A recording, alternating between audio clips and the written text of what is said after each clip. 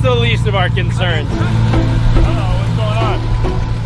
There might be a little clicky lifter in there. This might be the fastest one you've done yet. No, yeah, I did this, Ken. It was nothing to do with what this motor saw before.